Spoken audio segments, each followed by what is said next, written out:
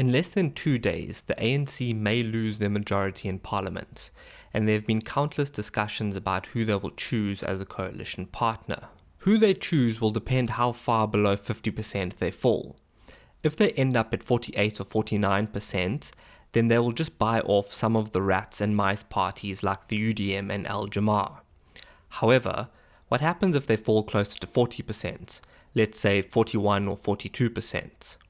They are then going to need a bigger partner, and the only partners big enough to get the ANC over 50% are the DA, EFF, and maybe MK.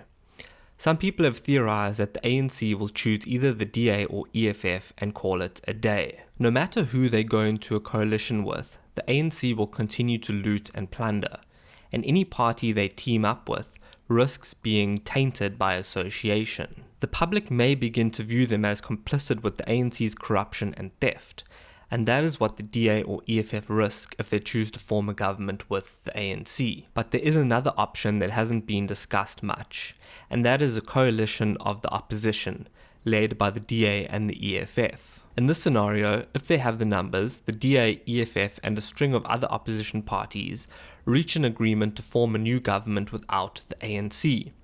While I don't think this is likely to happen, it is within the realm of possibility, and I'm going to explain why I consider this to be one of the better options for South Africa. The ANC has survived for the past 30 years largely due to a huge patronage network they have maintained through corruption in the tender system.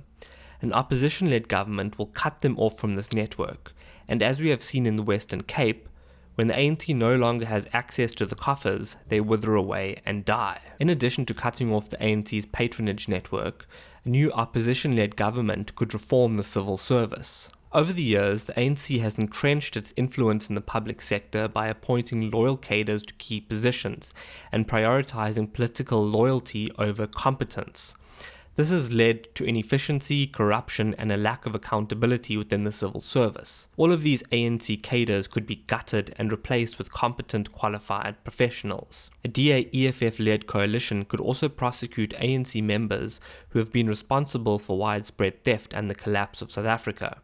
This would be impossible in a coalition that included the ANC, because the ANC would do everything in its power to protect its members. Without the ANC in the coalition, the DA and EFF could work together to ensure that justice is served. This would of course be a very difficult coalition to string together.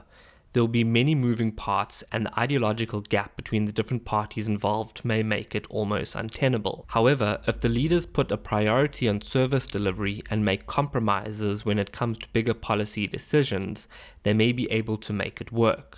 Many of you will think this type of coalition is impossible, and you're probably right.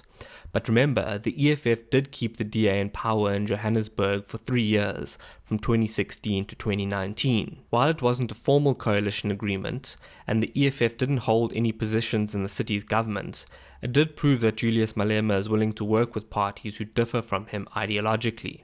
The chances of John Steenhuisen and Helen Zille being willing to work with the EFF is however less likely, as they seem to be pinning their hopes on a DA-ANC partnership. Thank you for watching. If you liked the video, please consider liking and subscribing. And let me know in the comments what you think about a possible DA-EFF coalition.